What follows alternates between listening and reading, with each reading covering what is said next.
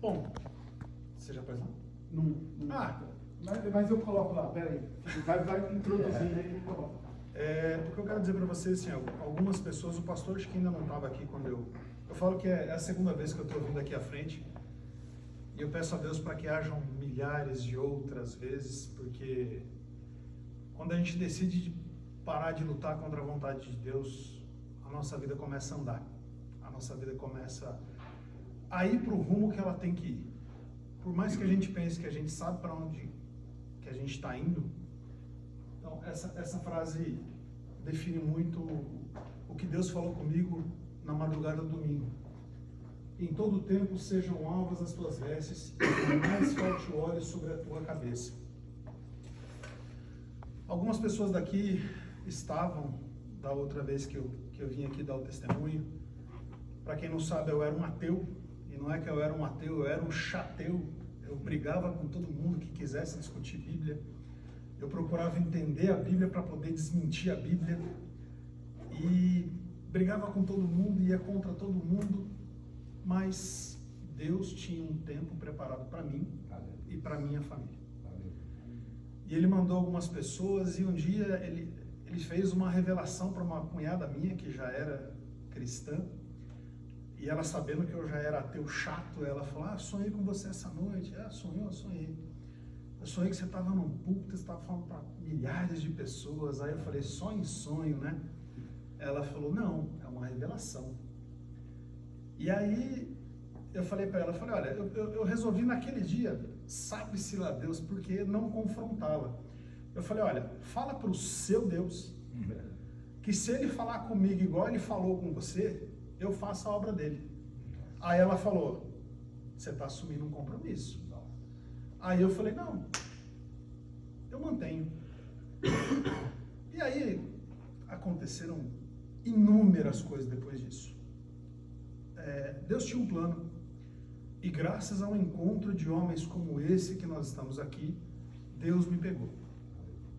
E me pegou de um jeito que se a gente pegasse o melhor roteirista de filmes, ele não conseguiria montar a maneira que Jesus armou para falar assim: vem, filho, agora não tem como você duvidar de mim, agora você vem.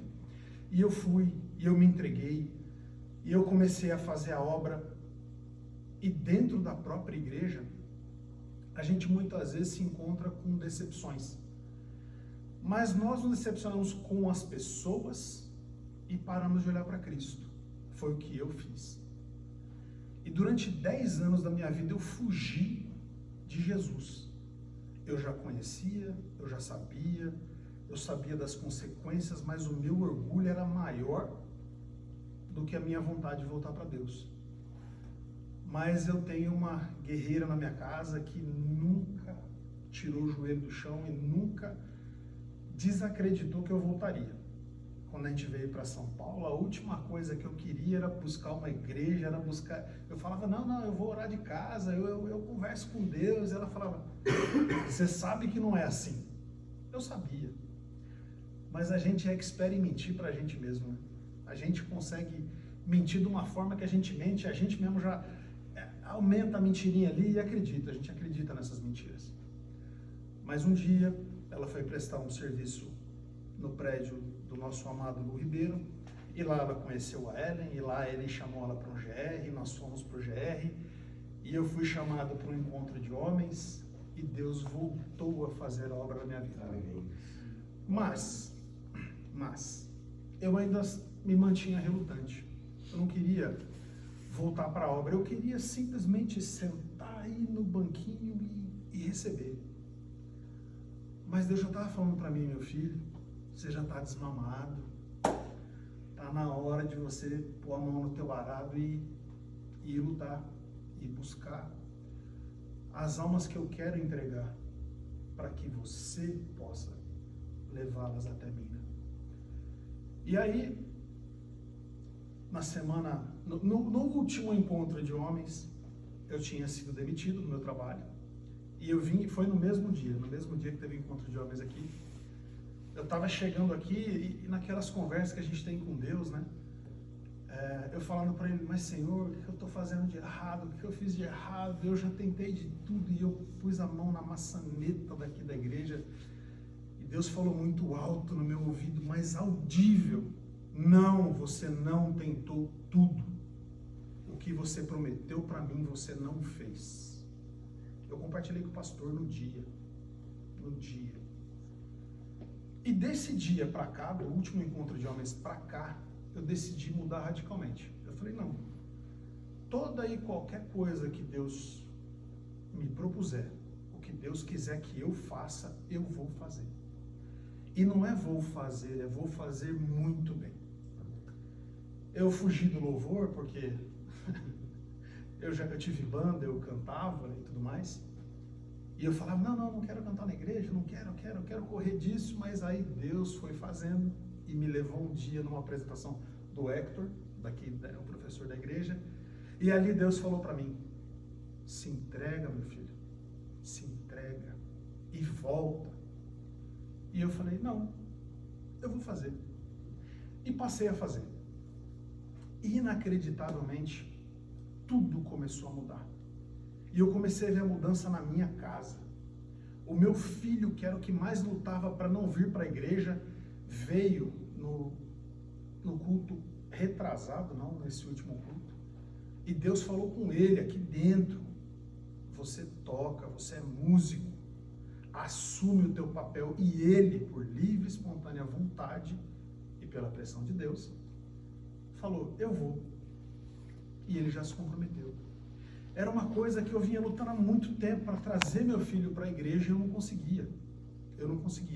Mas a partir do momento em que eu coloquei o meu joelho, a partir do momento em que eu aceitei, Deus começou a fazer a mudança na nossa casa. Aí nesse domingo agora, que houve esse derramar maravilhoso aqui nessa igreja, naquele dia, a minha esposa chorou de um jeito que há muito tempo eu não via ela chorando. E ela falou, eu estou sentindo Deus aqui nesse lugar, Deus está aqui, eu estou sentindo Ele. E aí um abençoado irmão dessa igreja veio até nós e falou para ela, irmã, eu tenho que te contar uma coisa. Aí ela falou, pode falar. Ele falou, enquanto você estava chorando, tinha um anjo colhendo as suas lágrimas aqui. E Deus fala para você, aquilo que você mais pediu, Ele vai te entregar. Você sabe, você chorou por isso hoje, e Ele vai entregar nas tuas mãos. Então o milagre já começou a acontecer naquele momento, mas não foi só ali. Nós saímos daqui, a gente estava em êxtase realmente, por tudo que tinha acontecido. E eu pedi muito para Deus, para que Deus voltasse a falar comigo, para que Ele voltasse a me direcionar, a me levar pelos caminhos que Ele queria que eu tomasse. E eu dormi, e eu acredito que fosse por volta de umas 4 ou 5 da manhã, eu tive um sonho muito nítido. Não era o Jesus que a gente vê nas séries, mas era uma imagem próxima daquilo que era Jesus. E ele, no meu sonho, ele estava em pé, num monte um pouco mais alto, e ele estava pregando para pessoas, mas eu não conseguia entender o que ele estava falando para as outras pessoas. Mas aí eu cheguei até ele, e ele estava virado para o outro lado, e eu cheguei neste lado, e ele falando, e eu falei, Senhor, mas o Senhor está vendo a minha tristeza, o Senhor está vendo a minha agonia, o Senhor está vendo o meu desespero, e o Senhor não faz nada. Aí ele virou para mim, e ele falou assim, como que um pai, tendo alimento na mão, vendo o filho faminto, vai negar comida? E eu olhei e falei, Ele falou, o maior prazer do meu pai é dar comida para o filho faminto, mas eu não posso pôr comida limpa num prato sujo. Limpa o teu prato, porque o prato sujo estraga a comida boa. Antes de pedir a comida, limpa o teu prato. Então, eu faltam as palavras. Aleluia. Mas eu acho que o que aconteceu foi muito claro. Eu imaginei que essa mensagem, é óbvio, ela se encaixa a mim, porque eu passei por ela. Mas eu tenho certeza que pode ter muitos irmãos aqui que estão famintos, mas não conseguem enxergar o prato sujo. E Deus não vai pôr a glória dele num prato sujo. Então, o que estava escrito ali, em todo tempo sejam alvas as tuas vestes, é um alerta para nós, para que dentro da igreja nós não nos percamos, acreditando que nós estamos no caminho certo e estamos caindo em perdição, estamos nos perdendo. Não é o tamanho do pecado, é o pecado. Então, que esse sonho que eu tive, que para mim é uma revelação muito grande, eu não acredito que um sonho desse seja uma coisa boba. Não. Foi muito claro, foi muito transparente para mim, dele falar, o seu alimento está aqui, mas eu não vou te entregar num prato sujo.